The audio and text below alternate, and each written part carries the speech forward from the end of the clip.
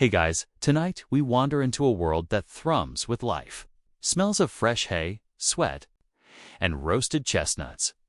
And hums with a hidden code you probably won't survive if you try to shout your way through it unprepared. You step through a narrow cobbled street into a medieval marketplace, and instantly your senses are besieged. The clang of a blacksmith's hammer, the scent of cheese mixed with horse sweat, the squeak of a cart's wheel, and the chatter of dozens of tongues all layered like a strange, aromatic cake. You probably won't survive this without a sense of humor and a little agility. Those carts can be lethal if you linger too long near the center aisle. So, before you get comfortable, take a moment to like the video and subscribe, but only if you genuinely enjoy what I do here. And hey, drop your location and local time in the comments so we can see if anyone else is wandering these stalls with me. Now dim the lights, maybe turn on a fan for that soft background hum, and let's ease into tonight's journey together. You trudge along, feeling the uneven stones beneath your boots, and immediately notice that this market is not just a place for buying and selling, it as a theater of secret language. Every merchant, from the tiny spice seller with his cracked wooden scales, to the flamboyant cloth trader draped in dyed silks, speaks in subtle codes. A tilt of the head, a flick of the wrist, a barely audible syllable can all carry meaning. And the clever part? Most of it is invisible to outsiders. Historians still argue whether these secret gestures were invented spontaneously or evolved organically from centuries of trade. Either way, you find yourself swept along, nodding your head at someone who barely glances your way, sensing the unspoken currents beneath the surface. A young boy wheels a cart of apples past, singing a catchy rhyme that seems innocent enough. Yet a discerning ear can hear it carries a hidden signal about the day's freshest batch. You notice a middle-aged woman with a ledger tucked under her arm, subtly tapping her finger against her cheek, likely a sign to her contacts about a particularly desirable shipment of wool. Around you, everyone seems to speak in two voices at once, the loud one for the public, the quiet one for those who understand the code. And while you try to keep up, it's almost overwhelming. You realize that walking through this square is like wading into a stream of information that you are only partially equipped to process. Like trying to eavesdrop on a conversation in a crowded cafe while everyone is whispering in another language. You glance at the food stalls. A woman offers fresh bread, her hands moving in rhythmic gestures that seem almost like a dance. To the untrained eye, she's just kneading dough while calling out prices. But you notice a subtle cross motion she makes with her fingers as a warning about someone trying to undercut her today. And then, in the corner, a man flips a coin between his fingers as he talks to a customer. That gesture isn't just showmanship, it's a small act of communication to his trading partners. Coins, fingers, even the way bread is stacked can send messages, and the clever traders thrive on it. You catch yourself wanting to mimic these movements, but you know instantly that copying without understanding can backfire spectacularly. You probably won't survive the first hour if you try to act like a savvy insider too quickly. As you meander further, you notice the soundscape of the market. It's a cacophony, merchants shouting, children squealing, horses neighing, carts clattering. And somewhere, a lute strumming a jaunty tune.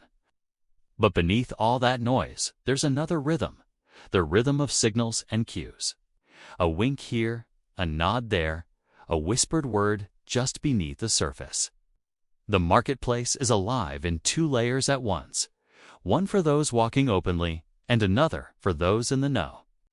You realize that to truly understand, you have to let your mind slow down, tune into subtleties, and follow not just what people say, but how they say it, how they move, and who they choose to interact with.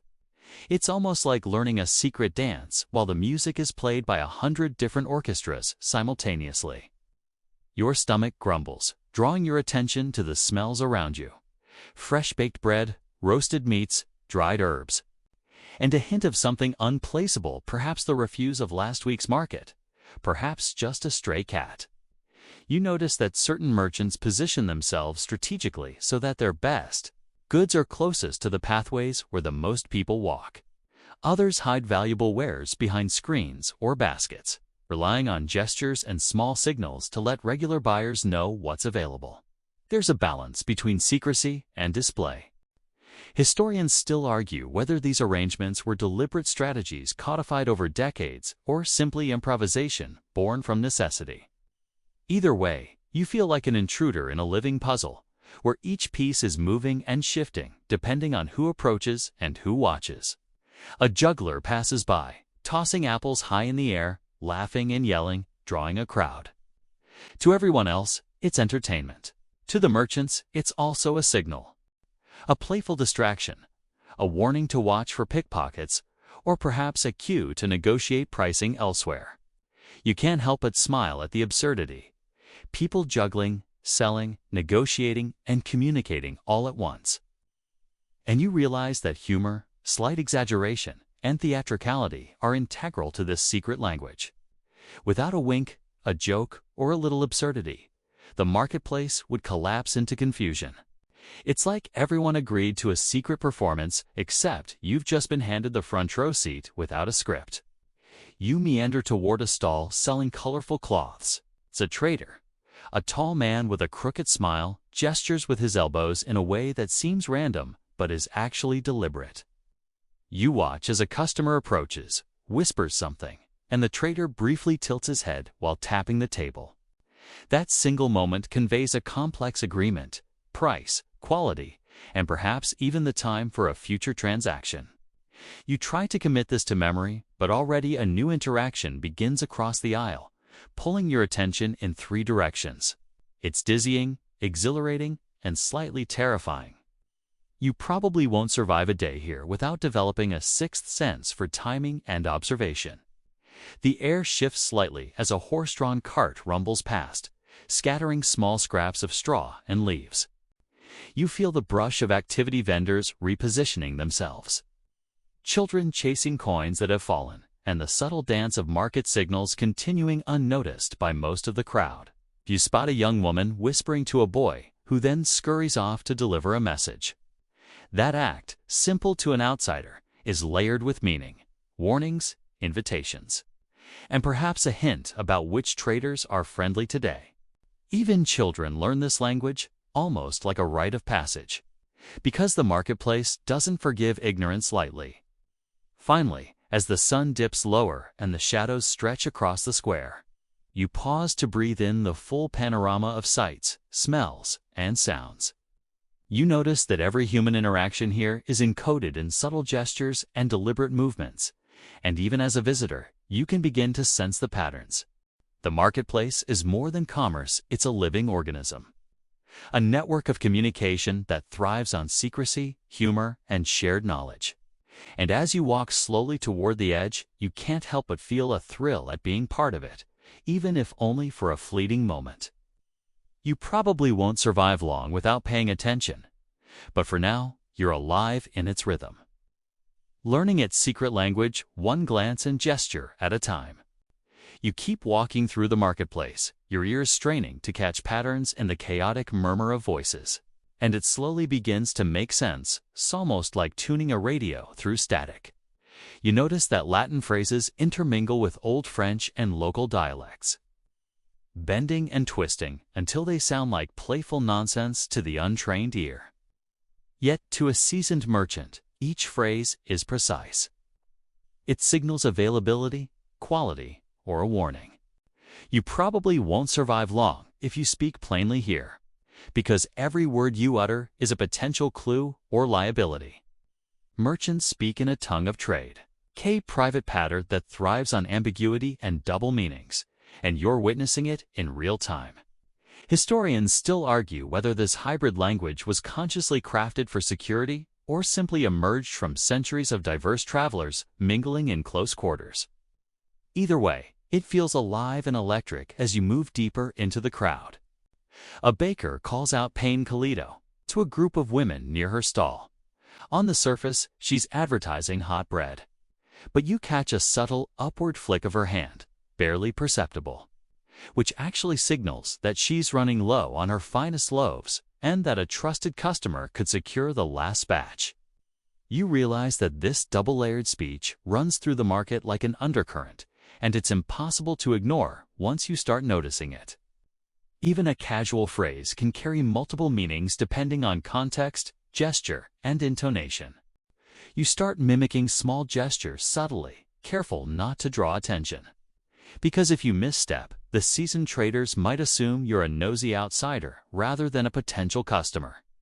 Nearby, a cloth merchant shouts, "Velum rubrum, soli mercatori fideli." He's advertising red fabric ostensibly to anyone passing by, but the added trusted merchant only is a private message intended for those in the know. You watch a man in a wide-brimmed hat nod slightly and step forward. You notice a subtle tap of fingers on the table, a quick shuffle of coins. And suddenly the transaction is understood without a single other word spoken. That's the beauty and the danger of the tongue of trade. You could walk by for hours and think you're simply observing commerce, but in reality, you're witnessing a complex code being executed seamlessly by everyone present. The rhythm of this language is both subtle and pervasive, and it requires constant attention to catch even the smallest cues. A fishmonger hawks his wares with exaggerated gestures, pretending to measure the length of a fish with his hands. On one level, it's a visual demonstration for customers. On another, it's a signal to his colleagues about the size and freshness of the stock. You probably won't survive if you try to mimic this code too obviously. It's designed for insiders who can interpret nuance rather than for eager newcomers waving their hands in excitement. As you watch, you start to notice that the marketplace is less about individual sales and more about a network of communication. Each participant is simultaneously selling, buying, signaling, and observing, creating an invisible lattice of meaning that spans the entire square. You wander toward a spice stall where the air is thick with the scent of saffron, cumin, and dried herbs. The merchant speaks in a rapid mix of Latin and local slang, his words flowing over your ears like water. Yet each phrase is deliberately structured. The first half of a sentence is public information. The second half is private. A slight tilt of his head, a pause, a shift in eye contact. Each adjusts the meaning subtly. You notice a small boy sitting on the edge of the stall, recording these shifts with astonishing precision. Children in markets weren't merely observers, they were apprentices, learning the language from birth. They probably won't survive the first week without falling over or getting scolded. But in the long run, they become fluent interpreters of gestures and codes that outsiders might never fully grasp. A young woman passes by, carrying a basket of eggs. She hums a short tune that seems unrelated to anything around her. Yet, when you look closer, you realize she is marking a rhythmic melodic code indicating which batch of eggs is fresh and which is nearing spoilage. It's clever and playful, almost whimsical, but deadly serious in its function. Historians still argue whether such musical signaling was widespread or confined to certain regions. But you can see its utility immediately. Sound, movement, and spoken language all merge into a hybrid communication system designed to transmit information quickly and securely. You feel a mixture of awe and mild panic. This is a market where your eyes, ears, and instincts are equally taxed. You probably won't survive long without tuning every sense to hyper-alert. You approach a corner where two merchants are whispering in rapid French, punctuating their conversation with quick jabs of the elbow and pointed glances. To anyone else, it would seem like idle gossip. Do you catch a sequence? Elbow, glance, nod, then both laugh and separate. That entire conversation conveyed who had premium wool, which customers were reliable, and a subtle warning about a tax collector approaching. You realize that the marketplace isn't just a hub for goods. It's a hub for intelligence. Traders must constantly balance transparency with secrecy, offering just enough for buyers while protecting information from competitors and authorities.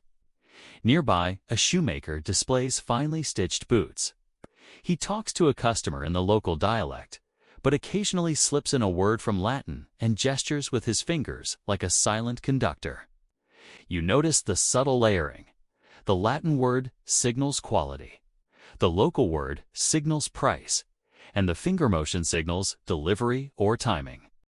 You probably won't survive if you try to process all of this mentally in real time. It's dizzying, but fascinating. The tongue of trade isn't merely about words, it's about orchestration. Every syllable, gesture, and expression is part of a broader choreography that ensures smooth transactions, insider knowledge, and, at times, playful misdirection.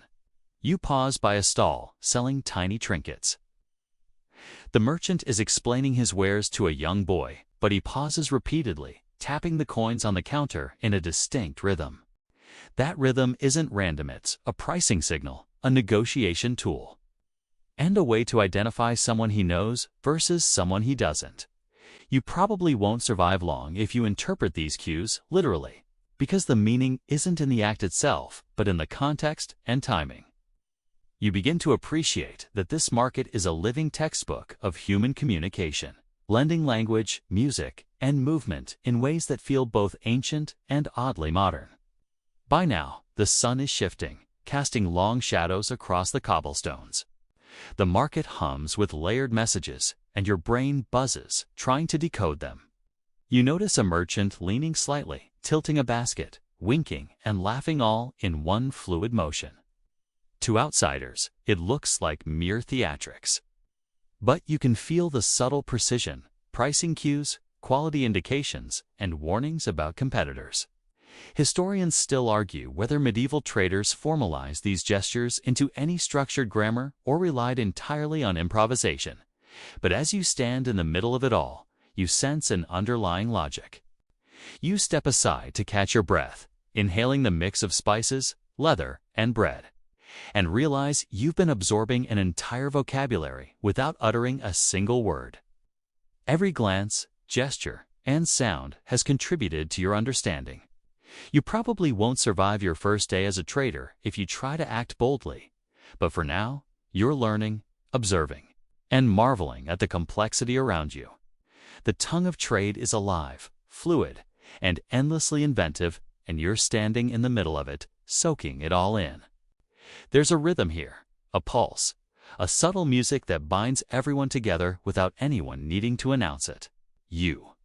Restarting to understand that this marketplace is less a place to buy and sell, and more a place to speak, listen, and interpret.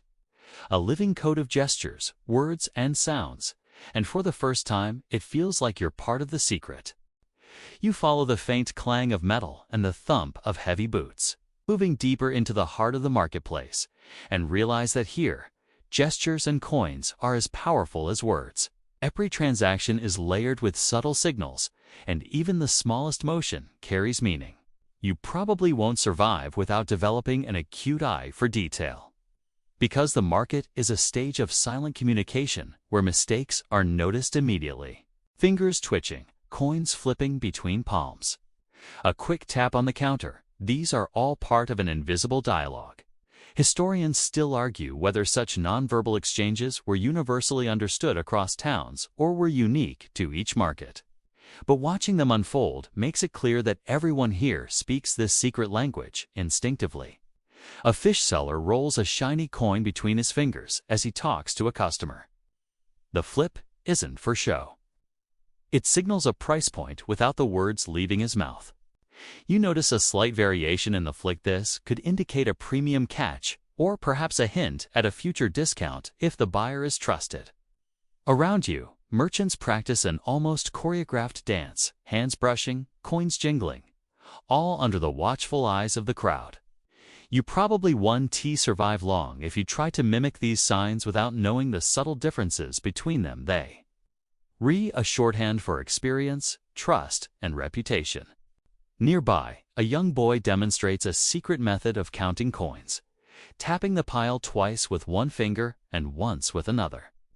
To anyone watching casually, it's just fiddling. But to those in the know, it conveys whether a batch of silver is genuine, short, or perhaps newly minted. You remember that the previous stall used a similar method for bread and spice, size different goods, same principle. This silent economy thrives on visual and tactile cues, and you notice your own fingers twitching as if trying to participate, though you know it's wiser to remain an observer. A leather worker measures a strap with exaggerated arm motions, then twists the leather in a peculiar way. At first glance, it seems like standard quality inspection. But then you realize each twist, pinch, and gesture communicates stock levels, upcoming shipments, and perhaps even a warning about a dishonest buyer. You probably won't survive your first hour trying to understand every twist, but you start appreciating the elegance of this system. No one needs to shout secrets to the wrong ears, and yet information flows seamlessly across trusted networks. You drift toward the spice stalls, where the air is pungent with cumin, cinnamon, and clove. One merchant stamps the counter rhythmically while speaking softly to a buyer. The sequence is deliberate, conveying the freshness of a shipment, the origin of the spices, and subtle pricing cues. You notice a subtle tilt of his head toward a passing cart, possibly a warning about a competitor, or the approach of a tax collector. Historians still argue whether such coded sequences were formalized over time or improvised daily. But you realize the rhythm itself is the language. You probably won't survive long trying to verbalize these gestures. They exist to operate silently, almost like a music that only insiders can hear. You move to the center of the square, where coins, knives, and wooden trinkets clink together in a symphony of trade. A merchant drops a small coin and catches it with a snap. To outsiders, it's a harmless trick, maybe even a little showmanship. But to those familiar with the code, it signals a subtle bargain, a hint at a secret deal or the best price for returning buyers. You start noticing patterns. 2 taps on the counter indicate quality approval. A flick of the wrist signals low stock, and a sideways glance may warn about an approaching inspector. You probably won't survive trying to memorize all these codes immediately, but your brain begins unconsciously cataloging them. Across the square, a pair of women exchange parcels of cloth. One bumps her elbow lightly against the other's basket, which seems accidental. But then she adjusts the folds of the fabric in a specific way, and the second woman nods knowingly. That tiny choreography reveals price negotiations, quality, and who has priority for the next shipment. You probably won't survive if you attempt to insert yourself in such transactions. It's a tightly controlled network, but watching allows you to appreciate how commerce and language interweave here. Even the unspoken acts, the way a basket is tilted or a piece of cloth folded, transmit meaning that words alone could never convey. You pause by a blacksmith's stall where molten metal glows in the forge. He hammers a blade rhythmically, speaking rapidly, then pauses and claps twice. You notice that each strike of the hammer seems to sync with the words he's speaking. To an outsider, it's the music of craftsmanship. To those in the know, it conveys order, quantity, expected delivery, and priority of orders. You probably won't survive your first visit attempting to interpret both language and action simultaneously. But there's a peculiar satisfaction in recognizing the dual layer of communication, the audible and the visual, the spoken and the gestured. You wander near a baker's stand where loaves of bread are arranged in neat piles. The seller picks up a loaf and taps it 3 times against the table. A customer nods and steps forward. That simple act transmits weight, freshness, and a subtle price qual without saying a word. You notice a child watching and copying the movements, clearly learning the silent language. You probably won't survive your first week without guidance, because every tap, flick, and tilt has a layered meaning, and misreading a cue could lead to embarrassment or worse. You catch sight of a young merchant juggling small metal trinkets while calling out prices. To the untrained eye, it's performance, but each toss, spin, and catch is coded. Which items are in demand, which are overpriced, and which buyers are reliable. Historians still argue whether such performative signaling was common across markets or limited to urban centers. But watching it unfold here convinces you it was widespread, at least in some regions. You probably won't survive the day trying to participate in this juggling act, but it's mesmerizing. And you realize that the secret language of the market extends far beyond spoken words movement. Rhythm and timing are equally powerful. The afternoon light casts long shadows across the square, and you begin to see the subtle economy of fingers, coins, and silent signals as a dance choreographed by necessity, trust, and habit. Every participant, from the smallest child delivering messages to the seasoned merchant orchestrating multiple deals at once, contributes to a living network of communication. You probably won't survive by merely observing. Understanding requires full attention, intuition, and a willingness to accept partial comprehension at first. But for now, your senses are tuned, your curiosity engaged, and you start to feel a strange kinship with the invisible language flowing all around you.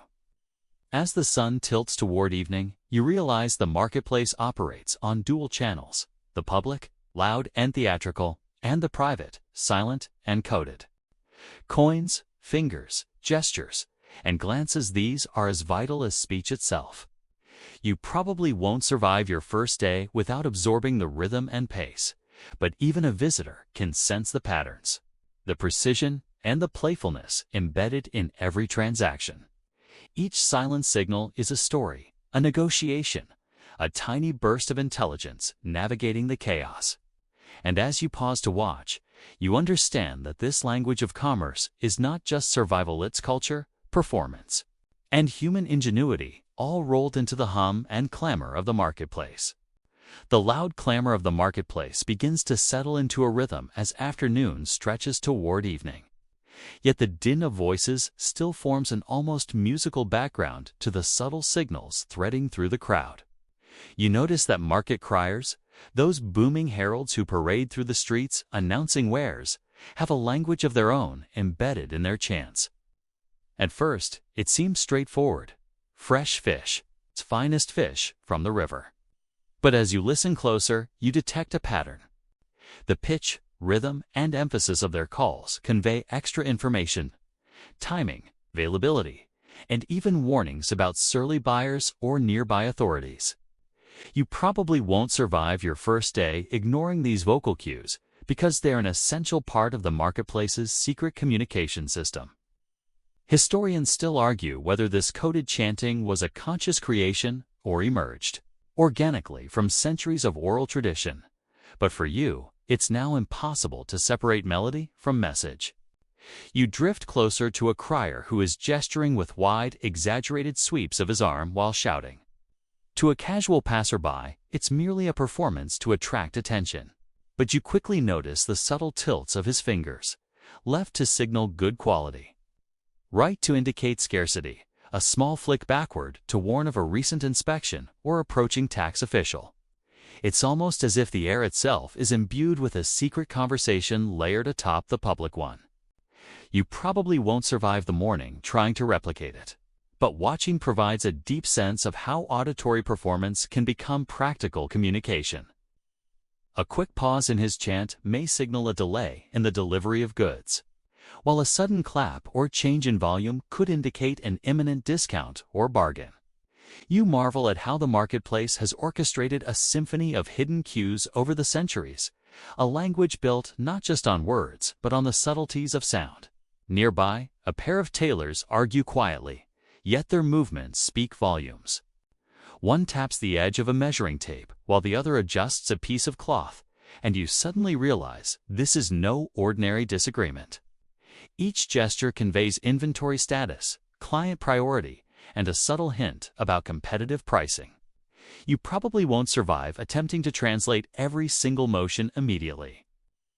But your eyes begin cataloging the patterns instinctively.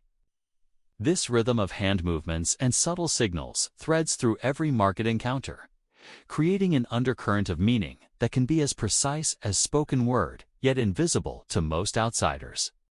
You move toward a pastry stall where a woman calls out her goods while folding her hands in a particular sequence. 3 quick claps, followed by a pointed elbow, indicate freshness, quality, and priority for repeat buyers. A young boy beside her mimics the gestures, likely learning the trade's language from the ground up. You probably won't survive your first attempt at mimicry without embarrassment. But watching the apprenticeship is illuminating. The market is as much a school as it is a place of commerce, where young learners absorb silent and spoken codes alike. Humor often accompanies these lessons: a wink, a small exaggeration, a mock stumble, making the learning process memorable and, in a way, joyful. You wander through a section devoted to imported goods: spices from the Levant, silk from Venice, rare furs from the north. All of them come with their own set of signals. Traders from distant lands have adapted the local tongue of trade, blending it with gestures and secret words unique to their regions. A merchant leans toward a colleague, drops a coin, and then nudges a package with his elbow. This is both an assurance and a negotiation all at once. You probably won't survive without careful observation, as the multilingual market requires deciphering codes that cross languages, gestures, and cultural norms. Historians still argue whether these signals were standardized enough to be reliably interpreted by outsiders, or if they depended on mutual familiarity within smaller trader networks. Either way, the fusion of tongues and gestures feels like watching multiple conversations layered over each other, each operating in a slightly different key. A juggler passes, tossing small leather pouches into the air while calling prices. The tossing itself is a coded form of communication. The number of pouches thrown, the sequence, and the catches indicate product availability and quality. A customer in the front row nods knowingly, picking the item that matches the signal. You probably won't survive your first encounter trying to analyze the juggling without missing half the nuances. Even humor has a practical function here: it distracts, entertains, and communicates simultaneously. The line between performance and instruction blurs, revealing a marketplace that thrives on layered meaning, subtlety, and showmanship. As you continue, you notice a crier pivoting slightly on his heel while projecting his voice across the square. That pivot isn't random, it's a directional signal pointing toward a particularly fresh batch of fruit, a discount, or a known pickpocket to be wary of. You probably won't survive ignoring these cues because they're critical for navigating the busy square safely. The interplay of sound, movement, and timing creates a dynamic network of signals that overlaps with the spoken language of traders. In a way, it is as if the market is speaking two languages at once, one for casual ears and one for those who understand the hidden rhythm beneath the surface. You notice a shoemaker, hands dusted with leather, tapping a rhythm on his counter as he talks to a client. 3 taps indicate full stock, 2 taps mean limited inventory, and a single tap signals a delay in future deliveries. The gestures are subtle yet precise, a tactile language layered on top of the audible one. You probably won't survive by relying solely on hearing. Visual cues are equally essential. Every stall, every merchant, every child running messages contributes to a silent, constantly evolving network of information. The marketplace functions as both a hub of commerce and a hub of communication, a living organism built from observation, intuition, and coded signals. You wander toward a cluster of fruit sellers where baskets of apples and pears overflow with color. One seller leans slightly forward, tapping a coin 3 times while whispering in Latin. A nod from a passing colleague acknowledges the transaction without disrupting the public eye. You probably won't survive if you misread these cues, because the smallest mistake can cause confusion, or worse, lost profit. The market is alive with these micro-interactions. You can almost feel the invisible threads connecting every participant. Each gesture a wire transmitting trust, warning, or information. Nearby, a young apprentice arranges small barrels of wine, tapping them lightly with a stick. The sound, pitch, and sequence convey quality, origin, and inventory to observant traders. You probably won't survive by relying solely on spoken words, as this auditory code is critical for communication in a noisy environment. Historians still argue whether this tapping method was universal or specific to certain regions, but the principle is clear. Merchants needed redundancy in their communication, combining sight, sound, and touch to ensure messages were received accurately. By late afternoon, the marketplace hums like a complex orchestra. Each stall a section of musicians performing in a carefully coordinated symphony of commerce. Coins flip, fingers signal, voices chant, and glances communicate volumes. You probably won't survive by ignoring any of these cues, but you begin to sense the overarching pattern, a blend of public performance and private code, where each interaction contributes to the whole. The crier's call, the juggler's toss, the baker's clap, they all converge in a coherent, silent language that defines the rhythm and pulse of the marketplace. As shadows lengthen, you feel your awareness sharpen. Every movement, sound, and gesture contributes to a layered language that is part spectacle, part necessity, and entirely fascinating. You probably won't survive without constant observation.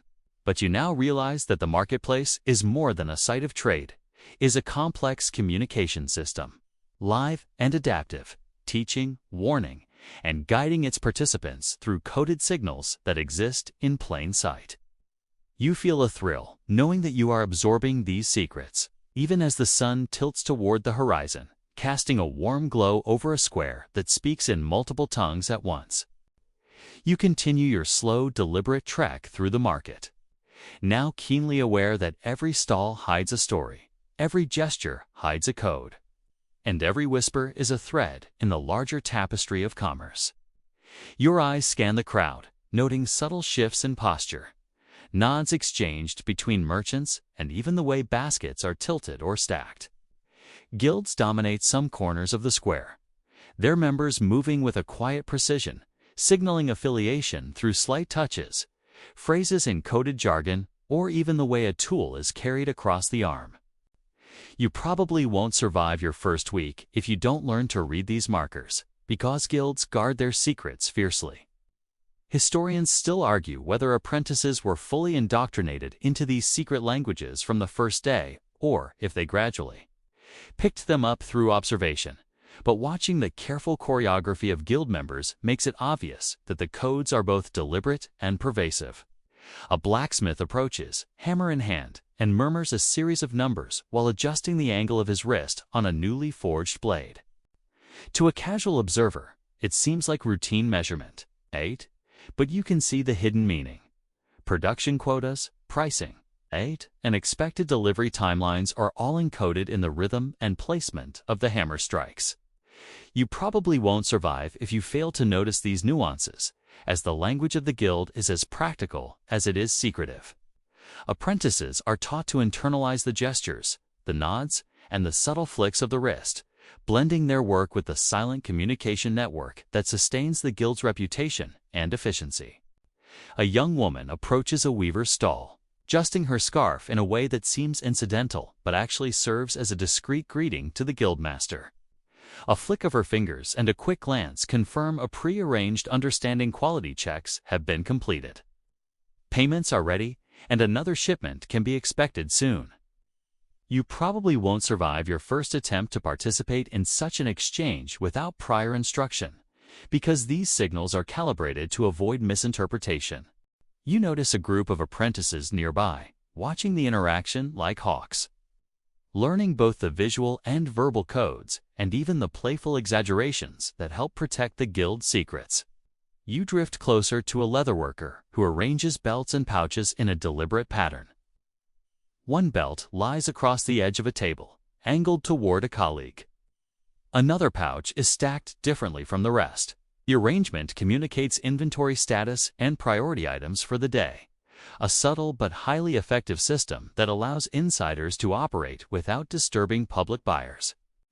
You probably won't survive without recognizing these silent codes because they're essential to how guilds maintain efficiency in crowded markets. Humor often peppers these exchanges. A slight over-exaggeration of a gesture or a playful wink helps reinforce bonds while keeping outsiders guessing. Nearby, a pair of tailors measure fabric in near silence. Their language is in the tapping, folding, and leaning of cloth. Each movement communicates quality, stock levels, and client expectations. You probably won't survive if you try to interpret these gestures without considering context. The same fold can mean different things. depending on who's present or what time of day it is. The market here operates like a symphony of nonverbal cues. Each member plays their part, ensuring that goods, messages, and orders flow smoothly while maintaining the secrecy essential to the guild's authority. Historians still argue whether these gestures were consistent across regions or customized locally. But it's clear that apprentices must master the system to participate fully. You notice a young boy, probably no older than 10, carrying a ledger from one stall to another. He taps the cover in a sequence of 3s and 2s, seemingly absent-mindedly.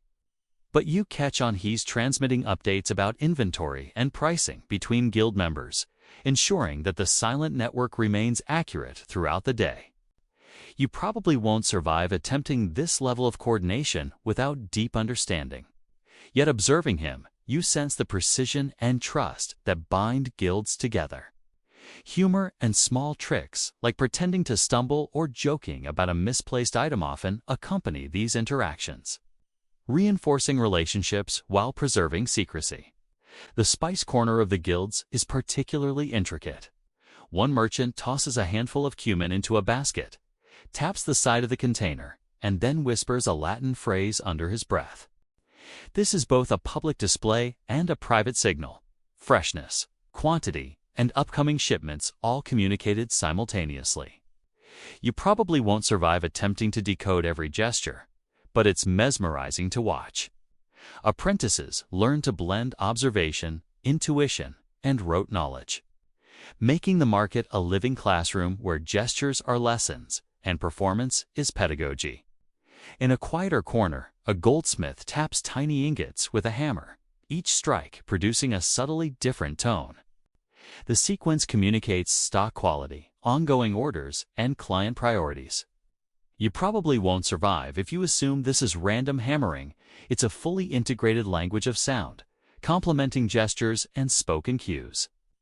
Historians still argue whether these sound-based signals were standardized or improvised daily.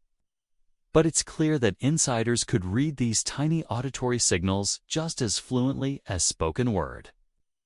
Apprentices practice for hours, learning to distinguish each subtle variation and its precise meaning. You step back to watch the market from a small bridge that crosses a narrow alley. Guild members pass goods, whisper codes, and exchange glances in a complex choreography. Every action is purposeful. A tilted basket, a step in a particular direction, a flick of a coin, all layered with meaning. You probably won't survive long as an outsider if you don't develop an instinct for the rhythm of these signals. Humor and performance permeate these actions, softening tension and reinforcing trust. A small joke or playful exaggeration often signals familiarity, reinforcing who belongs and who does not. By late afternoon, you realize the guild's influence is omnipresent. Even seemingly minor gestures have weight. A nod, a tap, or a wink carries authority. Apprentices shadow masters, mimicking subtle movements and learning to internalize the code. You probably won't survive your first day attempting to replicate these gestures without careful attention, but it's fascinating to see the layers of communication operating simultaneously: spoken word, gesture, sound, and even humor.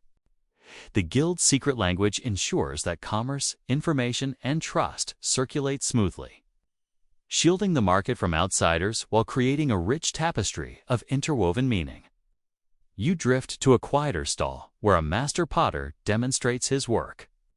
His gestures, how he lifts clay, rolls it, and taps it, communicate availability, upcoming orders, and preferred clients without uttering a word. Apprentices watch, whispering small cues to each other and occasionally laughing softly, blending training with play. You probably won't survive attempting to decipher every move immediately, but the elegance of the system is undeniable. Humor, rhythm, and deliberate gestures create a living, breathing code that keeps the market alive, vibrant, and efficient, proving that commerce is as much about language as it is about goods. The shadows lengthen, and you feel your senses adapting. You begin to see the market as an organism, a network of signals, gestures, and codes operating on multiple levels. Every guild member, every apprentice, every passerby contributes to the flow. You probably won't survive without absorbing the patterns, but observing them makes the marketplace less chaotic and more like a grand, intricate ballet of commerce. As you pause, you notice small details. A coin flick, a tap, a whispered phrasal, part of a silent conversation spanning the square. You understand that guilds guard knowledge not through secrecy alone, but through performance, shared humor, and subtle orchestration. And so, standing in the late afternoon light, you appreciate the sophistication of these guilds. They are not only purveyors of goods, but custodians of a secret language, teaching apprentices, maintaining networks, and orchestrating commerce with a blend of precision, humor, and performance. You probably won't survive if you try to insert yourself too boldly, but as an observer, you are learning. Slowly decoding the layers of gestures, taps, glances, and whispered phrases that make the marketplace both functional and magical. You continue wandering, weaving through the marketplace as the late afternoon sun casts long, warm shadows across the cobblestones. The din of chatter, hammering, and laughter still surrounds you, but your attention is drawn more and more to the quieter, subtler exchanges, those that reveal the marketplace's trickster side. Frauds, fakes, and performers all have their own secret language, and it's layered atop the merchant's codes and guild signals. You probably won't survive long without recognizing these patterns. Because in this part of the square, deception and humor are part of the daily rhythm. Historians still argue whether the trickster's language emerged from necessity or as playful innovation. But watching it in action makes it clear that both motivations coexist. A street performer juggles coins and small leather pouches, shouting prices as he goes. To most onlookers, it's entertainment. To those in the know, each toss carries information. A backward flip signals a fake deal. A sideways toss hints at a true bargain, and a brief pause in the chant is a warning. Watch your purse. You notice a merchant pretending to watch casually but subtly exchanging a gesture with a colleague, acknowledging the trick. You probably won't survive trying to interpret all these layered cues at once, but observing reveals a strange elegance in the chaos. A kind of playful intelligence woven into every performance. Nearby, a woman hawking herbs drops a handful into a basket, then deliberately misses one.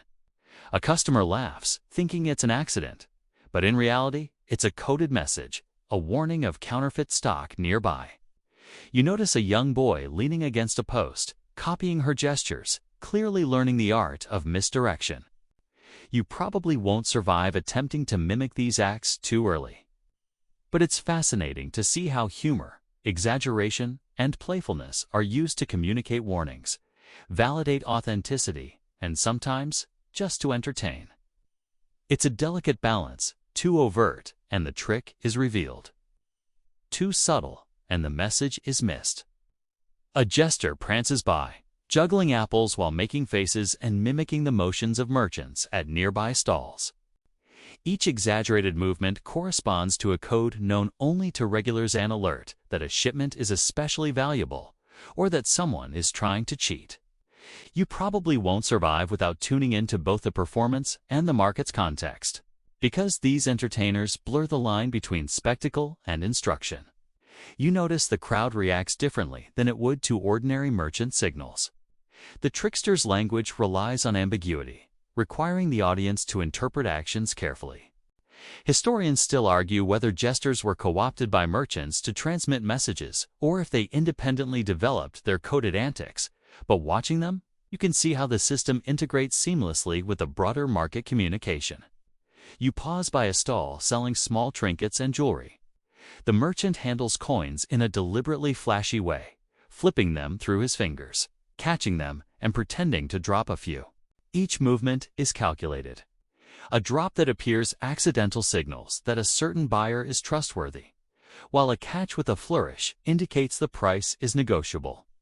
You probably won't survive if you take these tricks at face value. Understanding the underlying rules requires careful observation and a sense of humor. The combination of visual flair and playful deception forms a language that operates in parallel to the spoken and gestural codes you've been learning, making the marketplace feel alive and dynamic. A few stalls over, a man selling cloth performs a small sleight of hand trick with a coin. Onlookers giggle, thinking it's for amusement, but the trick conveys information about supply and demand, or a subtle warning about a rival merchant approaching. You probably won't survive without recognizing the difference between entertainment and coded instruction. You begin to notice that humor is more than decoration, it's functional, a way to encode messages without revealing them explicitly. Apprentices and insiders rely on these cues to navigate complex deals and avoid pitfalls, a silent system of checks embedded within performance. The Spice Corner is particularly playful. A vendor theatrically sniffs cinnamon, twirls a handful of cloves, and then deliberately drops some on the ground. The gesture seems absurd, but it communicates freshness, quantity, and potential shortage to other traders nearby. You probably won't survive if you ignore these subtleties, because the marketplace is layered with signals meant to be deciphered by attentive observers. Humor, exaggeration, and slight chaos all serve a purpose, functioning as both entertainment and a practical language. Historians still argue whether these playful cues were codified into any formal system, but it's clear that insiders know how to interpret them instantly. Nearby, a magician performs a small trick with a coin that disappears and reappears under a cup. The sequence isn't just magic kit signals a hidden sale or identifies a buyer who has been previously vetted. You probably won't survive trying to follow without focusing on both the trick and its context.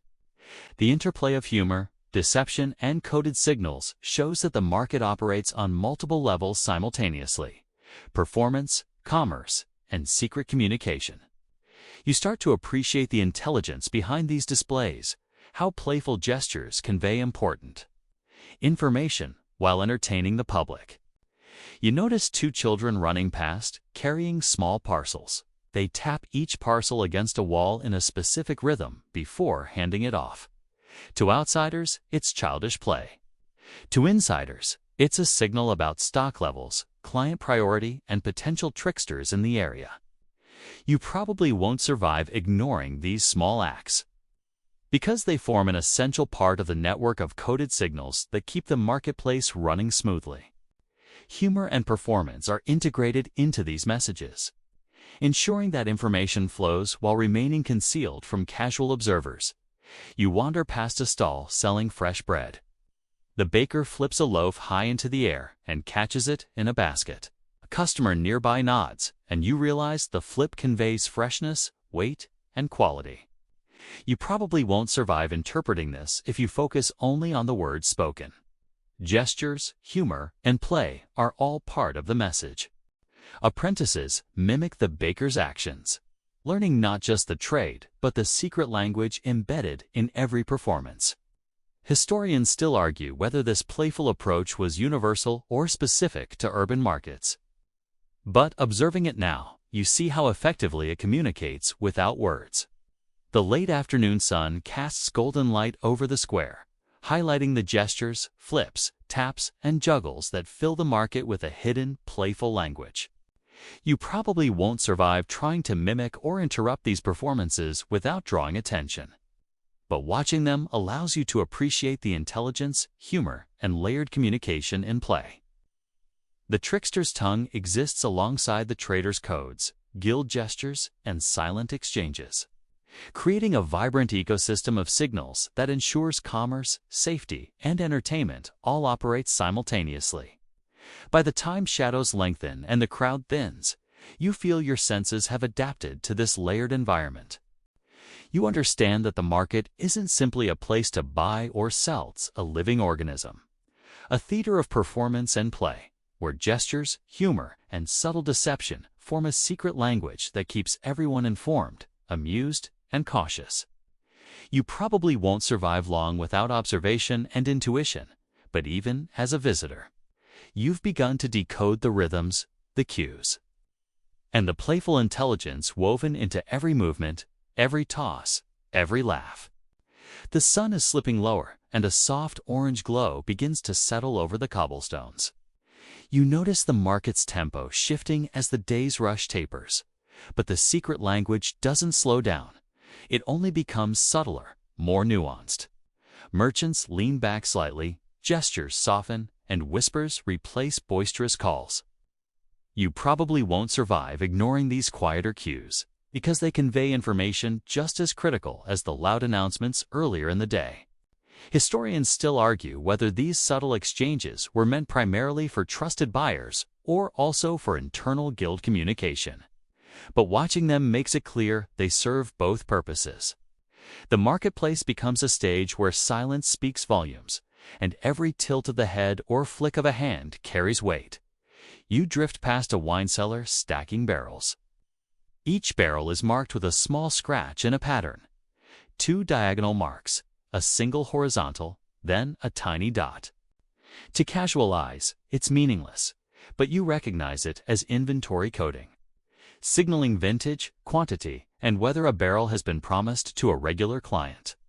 You probably won't survive without noticing these tiny gestures, because missing them could mean misunderstanding stock or overpaying for goods. Apprentices and insiders move through the square like skilled dancers, reading scratches, glances, and postures with ease. Humor is often embedded in these actions, a mock stumble, a playful bow to reinforce familiarity and mislead any curious strangers. A fruit seller leans slightly, brushing her hand along a basket in a particular rhythm. 3 quick touches followed by a pause indicate which crates are fresh and which need immediate sale. A customer leans in slightly, nods, and quickly selects the right fruit without a word exchanged. You probably won't survive your first attempt at this without practice. But observing teaches you that tactile communication is a core part of the marketplace's secret language. Historians still argue whether tactile cues were standardized across regions or improvised daily. But here, you can see how effectively they coordinate sales and maintain order. You move to the cloth section where bolts of fabric are stacked in bright, dizzying arrays. A merchant lifts a piece, folds it in a specific way, and taps it twice on the edge of the stall. Each fold and tap conveys quantity, quality, and whether a repeat client should be given priority. A young apprentice watches and mimics each action, learning not just the craft of fabric measurement, but the silent language embedded within. You probably won't survive trying to replicate these gestures too early, because they require an intuitive grasp of timing, sequence, and social context. Humor is present here, as well a flick of the wrist exaggerated for comic effect, but it also signals trust and familiarity. Near the spice corner, you notice a merchant performing a subtle, almost imperceptible gesture. He scratches his ear while counting coins. The scratch is code, indicating that a shipment is delayed, or perhaps that a rival is nearby. You probably won't survive ignoring these small but meaningful movements, because each microgesture carries critical intelligence for trade and safety. Children and apprentices are trained to spot and interpret these tiny signals, often embedding them into playful routines to ensure retention. Historians still argue whether such microgestures were more about efficiency or security, but to your eyes, they serve both functions. A shoemaker leans over his stall, tapping shoes against a wooden block.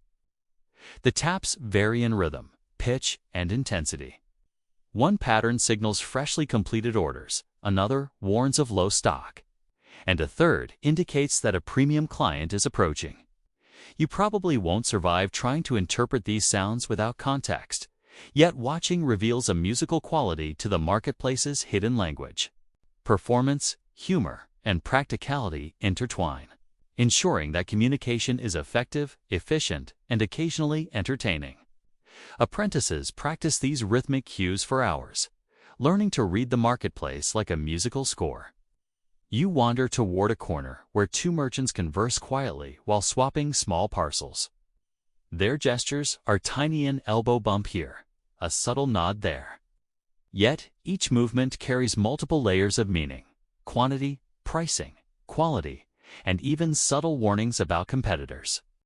You probably won't survive misreading these gestures, because accuracy is essential for maintaining trust. Humor often softens these interactions, mock frown or exaggerated shrug, but it's functional, helping signal context while reinforcing relationships. Historians still argue whether these gestures were learned consciously or absorbed intuitively.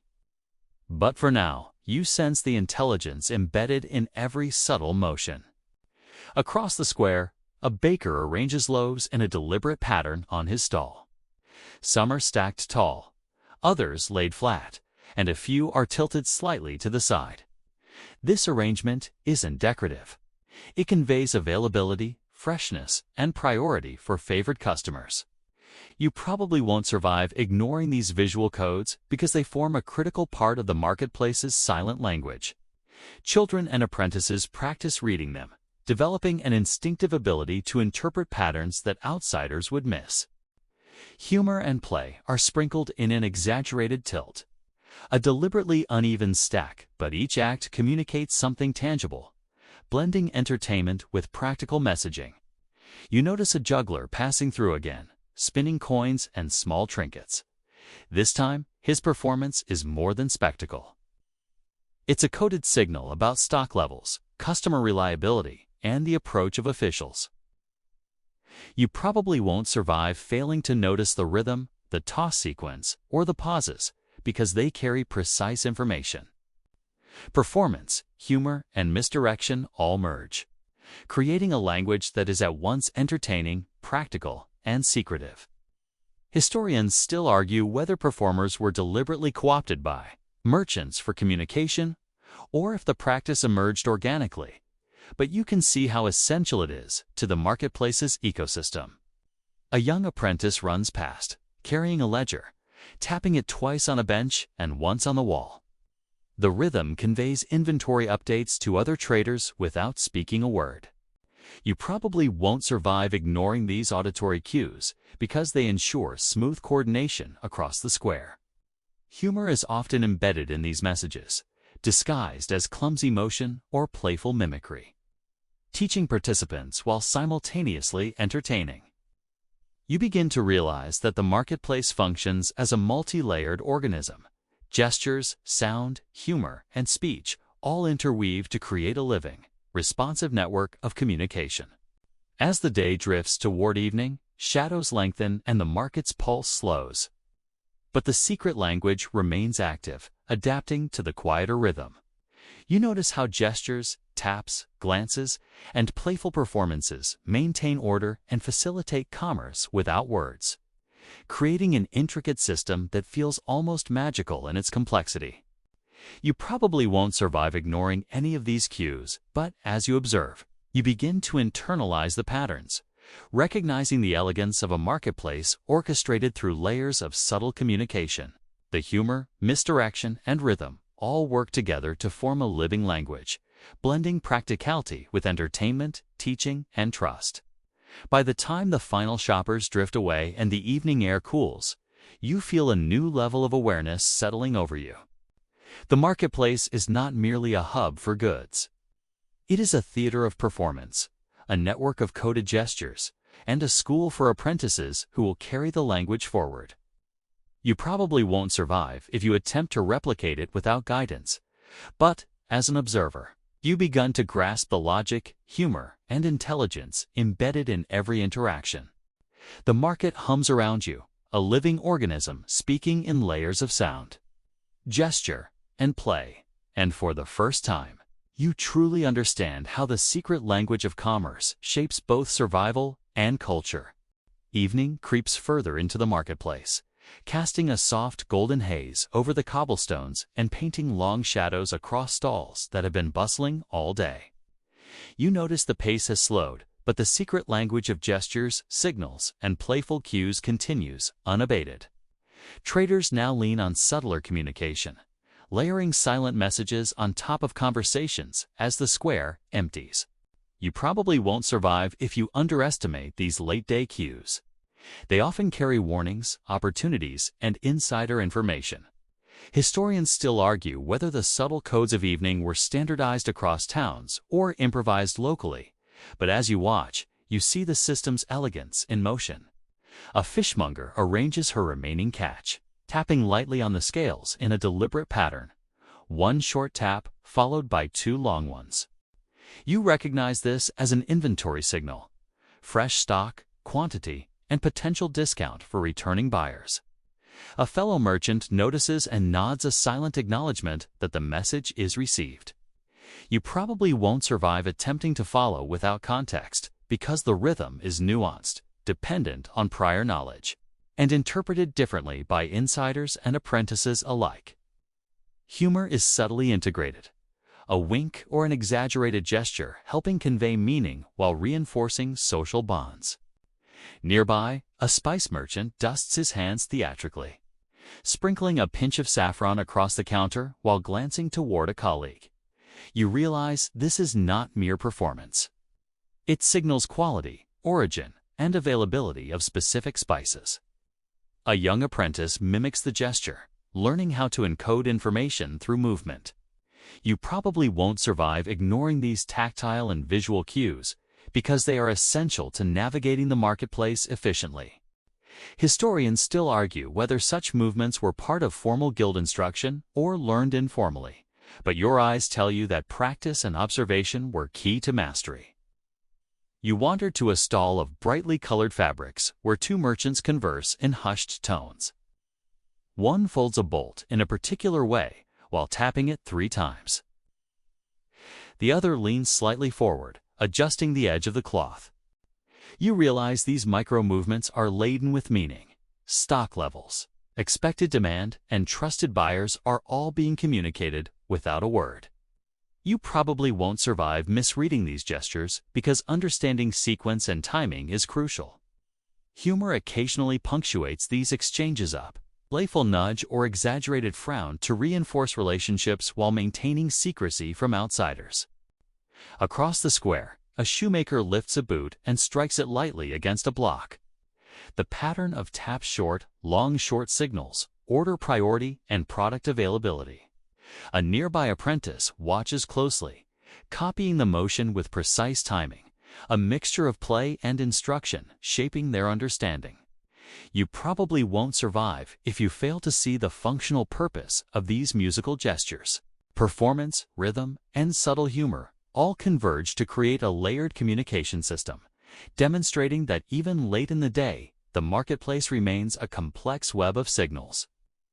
A young boy dashes past, carrying a ledger. He taps it rhythmically against a bench before passing it to a merchant. To any casual observer, it looks like child's play.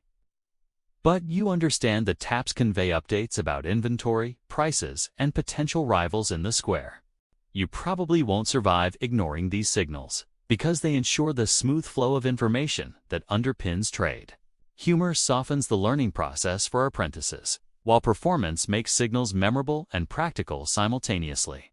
Historians still argue whether such playful communication was an intentional teaching method or simply evolved naturally, but the results are clearly effective. The crier strolls past, quieter than earlier, but still performing subtle gestures while calling out prices. A flick of his wrist, a pause mid-chant.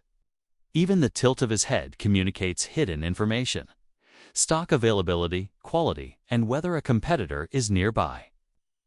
You probably won't survive ignoring these cues, as they ensure the circulation of critical information.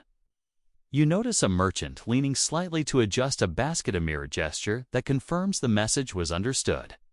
Humor subtly punctuates the ritual, ensuring the system is both effective and human, a balance of utility and entertainment. At a corner stall, a baker flips loaves into the air, catching them deftly. Each flip, angle, and pause conveys freshness, size, and priority for repeat customers. A young apprentice observes, practicing in mimicry, blending play and instruction seamlessly. You probably won't survive attempting to replicate these gestures without guidance, as timing and rhythm are critical. The combination of visual signals, humor, and performance ensures the secret language is passed along while still serving the practical purpose of managing orders and inventory. Historians still argue whether flipping loaves was a universal signal or localized innovation, but here it operates as a trusted code. Nearby, a leatherworker lifts a belt, twisting and tapping it against the table. Each movement conveys quality, stock levels, and even subtle pricing cues. You probably won't survive missing these micro-movements, as they are integrated into the broader secret language of the square.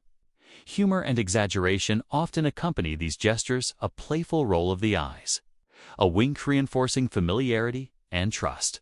Apprentices internalize these subtle cues, learning not just the craft, but the communication code embedded within. Performance, function, and secrecy are intertwined seamlessly. A young juggler passes by, tossing coins and trinkets in rhythmic sequences. Each toss, spin, and catch is coded. Stock availability, client reliability, and the presence of officials. You probably won't survive ignoring these visual signals, because they are essential to the flow of commerce and insider awareness. Performance, humor, and subtle misdirection merge to form a living language that entertains while informing. Historians still argue whether performers were formally integrated into merchant communication or developed organically. But watching the interactions, the logic is clear. Each motion has meaning, and each pause is intentional. As shadows lengthen further, you feel the marketplace's subtle language take on a new texture. Gestures, taps, flips, and glances form a complex system that blends practicality with performance, humor, and secrecy. You probably won't survive if you ignore these cues, because the late-day signals often include warnings about upcoming inspections or opportunities for favored clients. The market is alive with micro-conversations, a rhythm only insiders fully understand. Even as activity slows, the secret language persists, a living, adaptive organism coordinating trade, trust, and entertainment seamlessly. By the time the last customers drift away and lanterns flicker to life across the square, you sense a profound understanding settling over you. The marketplace is not merely a venue for trade. It is a theater of subtle signals, a school of observation, and a hub of shared humor, performance, and trust. You probably won't survive without careful attention, but as a quiet observer, you now appreciate how every gesture, whisper, and playful act contributes to the living language that sustains the market. The sun dips below the horizon, shadows deepen, and the square hums softly with layers of meaning, performance, and human ingenuity as secret language as intricate and vital as any spoken word.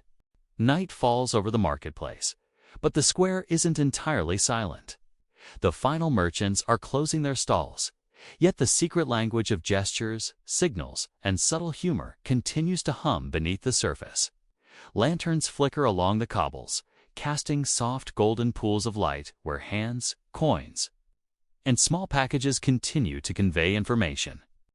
You probably won't survive ignoring these nighttime cues, because they often combine with prior knowledge to deliver warnings about inspections, debts, or opportunities for favored clients.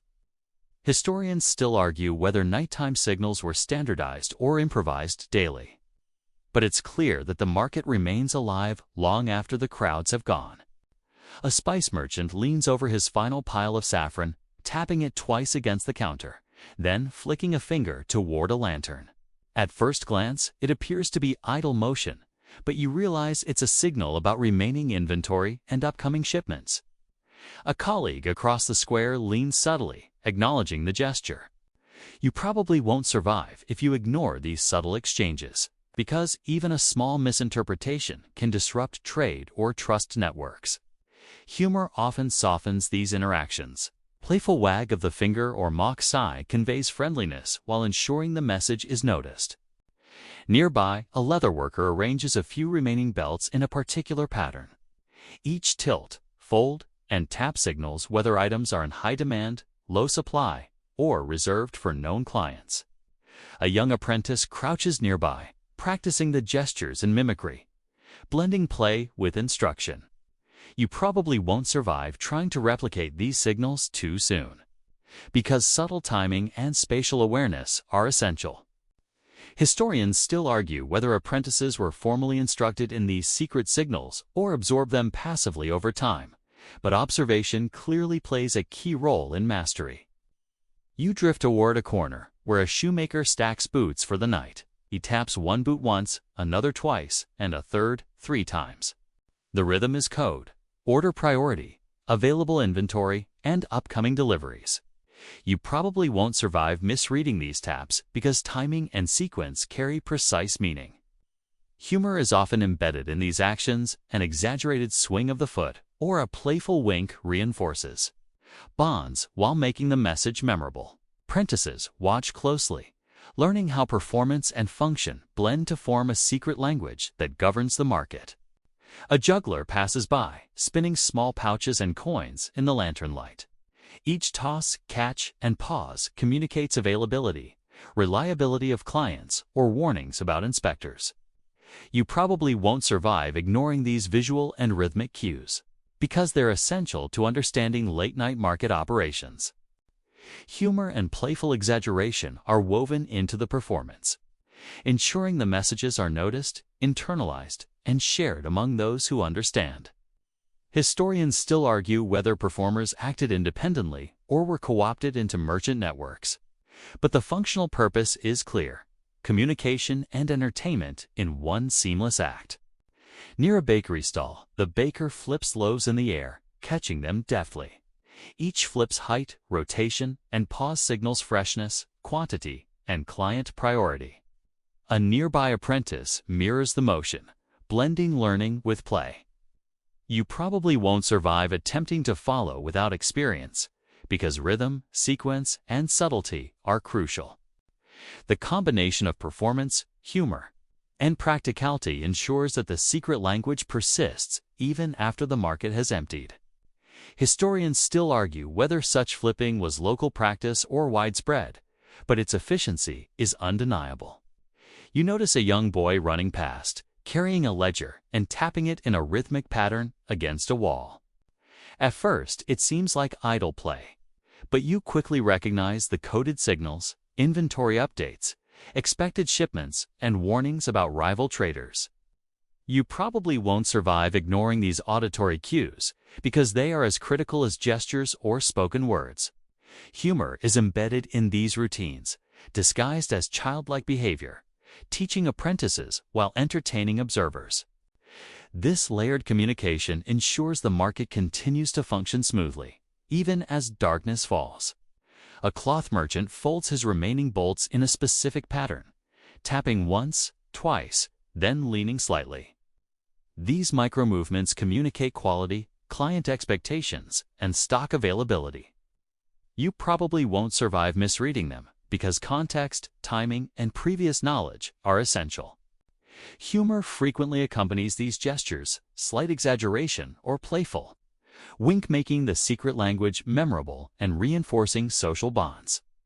Historians still argue whether these subtle codes were standardized across regions or adapted locally, but observation clearly proves their importance in daily commerce. The crier, now quieter, gestures subtly while announcing the last few items of the day. A flick of his wrist, a tilt of his head. Even a brief pause in speech conveys hidden information: available stock, urgency of orders, or potential rival inspections. You probably won't survive ignoring these cues because they maintain communication and trust across the marketplace. Humor softens the formality, and performance ensures that messages are both received and remembered. Apprentices and insiders learn to interpret these cues instinctively, a testament to the efficiency and subtlety of this secret language. As the lantern light flickers across the square, you begin to sense the marketplace as a living organism, operating on multiple levels: gestures, taps, flips, rhythmic signals, and humor, all woven into a dynamic system of communication. You probably won't survive without constant observation, but watching the interplay of movement, sound, and play makes the square's complexity clear. The secret language of the market ensures that commerce, safety, and trust continue smoothly, even as shadows deepen and the night grows still. By the end of the evening, when the last stall is packed and lanterns dim, you feel a deep sense of understanding settling over you. The marketplace is more than a hub for goods. It is a theater of subtle gestures, a school for apprentices, and a network of shared humor, performance, and trust. You probably won't survive if you try to replicate this system too soon. But observing gives you a profound appreciation for its elegance. The secret language persists in every glance, gesture, and playful act, maintaining a living rhythm that blends practicality, performance, and human ingenuity's symphony of silent communication that carries the market from dawn to dusk. The night deepens, and a quiet stillness settles over the marketplace. The last merchants are closing their stalls, but the secret language that has governed the day does not vanish, merely shifts its tone, becoming softer, slower, and more deliberate. You probably won't survive ignoring these nocturnal cues, because they carry information about remaining stock, tomorrow's early arrangements, and subtle warnings about inspections or thieves. Historians still argue whether night signals were standardized or improvised. But observing now, you see the same elegant choreography of gestures, glances, and playful cues operating under dim lantern light. A spice merchant adjusts the position of a small crate, tapping it lightly once, then twice, then leaning slightly forward.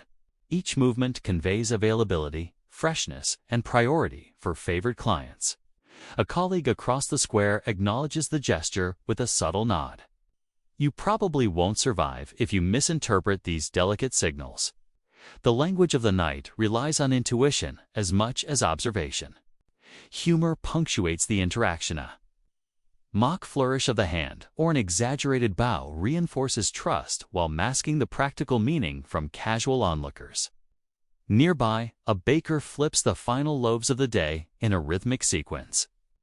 Each catch, angle, and height indicates the day's unsold stock, freshness, and whether a particular client will be given priority tomorrow.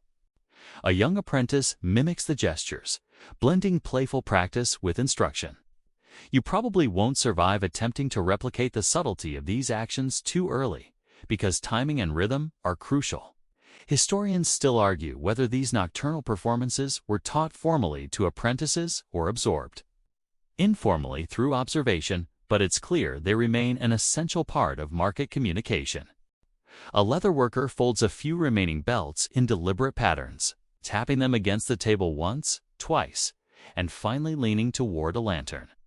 The movements signal the quality of stock, expected demand, and special arrangements for clients. You probably won't survive ignoring these subtle codes, because they integrate with a broader network of gestures, glances, and signals that keep the marketplace coordinated.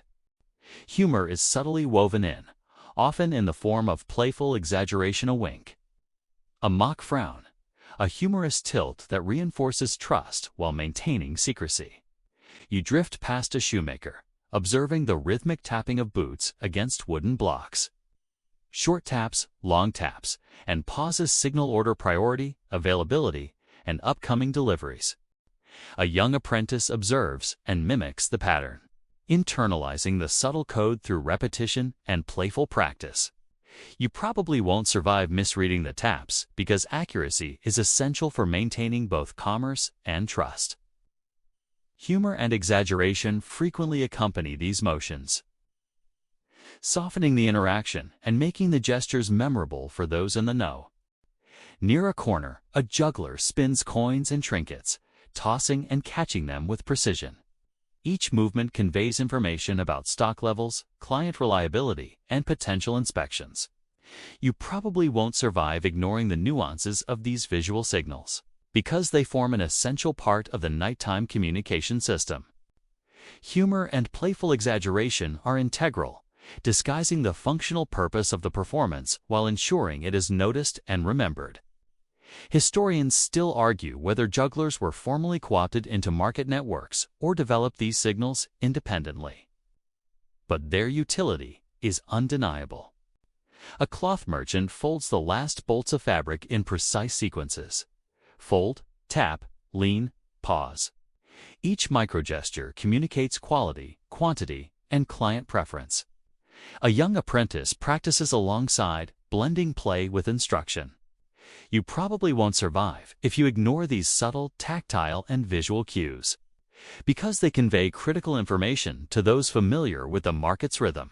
Humor punctuates these interactions, often disguised as clumsiness or playful exaggeration, reinforcing bonds while maintaining the secrecy of communication. You notice a young boy running past, carrying a ledger, tapping it rhythmically against a bench and wall. The sequence conveys inventory updates, expected shipments, and alerts about rival traders. You probably won't survive ignoring these auditory cues because they ensure coordination even when speech is impractical. Humor is subtly embedded in the performance, disguised as playful mimicry, ensuring apprentices internalize both the function and the joy of this secret language. Across the square, a crier whispers his final announcements, gesturing subtly with his wrist, tilting his head and pausing mid-sentence. Each motion conveys hidden information about stock, urgency, and rival presence. You probably won't survive overlooking these delicate signals because they maintain continuity in the network of market communication. Humor often softens the final interactions, while performance ensures the message is understood and remembered, leaving a subtle, lingering rhythm that persists even after the crowd has dispersed. Finally, as the lanterns dim and the square falls silent, you feel the marketplace's language in your bones, a multi-layered symphony of gestures, taps, flips, and humor that has governed the flow of commerce, trust, and knowledge all day. You probably won't survive attempting to master it without guidance, but observing has given you a deep appreciation for its subtlety, elegance, and functionality. The market is not merely a place of trade, it's a living organism, a theater of performance, a school for apprentices, and a network of trust, humor, and secret language that continues to hum long after the stalls are shuttered. The night air cools around you, and you begin to sense the marketplace's heartbeat slowing, softening, and fading into the gentle quiet of evening. Even as darkness surrounds you, you feel the layered communication lingering in gestures, pauses, and subtle humor, a testament to centuries of human ingenuity and adaptation. You probably won't survive ignoring the invisible threads that connect every participant. But the understanding you carry now offers a unique window into a world where commerce and secret language are inseparable. As the night deepens and the marketplace empties, the last whispers of conversation fade into the cool evening air. You feel a gentle calm settling over the square, the earlier chaos replaced by a soft rhythm of quiet movement. Lanterns glow faintly along the cobblestones, casting pools of warm light that ripple as the breeze passes through. You probably won't survive ignoring the delicate shift in energy, but simply observing allows you to absorb the slow pulse of the market as it winds down. The gestures, taps, flips, and playful cues that dominated the day now soften, lingering in memory like echoes of a secret melody. You drift through the stalls, noting how each merchant carefully packs away goods, leaving behind subtle reminders of tomorrow's plans. The secret language continues quietly. A tilt of a basket, a gentle tap on a counter, a glance exchanged between a master and apprentice. These micro-signals, once urgent and bustling, now become tender and deliberate, a calm conversation between people who understand one another without speaking. Humor still flickers a small exaggeration of movement. A playful bow, but it's gentle now, more a reassurance than a signal. You probably won't survive missing these delicate cues because they reveal how trust, performance, and human connection sustain the market long after the crowd has gone. You pause for a moment on a quiet corner, feeling the market's heartbeat slow. You notice the apprentices folding cloth, arranging loaves, or tapping ledgers, each action smaller, slower, and more thoughtful than during the busy day. The rhythms of trade, coded signals, and playful gestures that once seemed overwhelming now appear elegant and purposeful. The square itself feels like a living organism, breathing softly in the dark, each movement a note in a gentle lullaby of commerce, camaraderie, and subtle humor.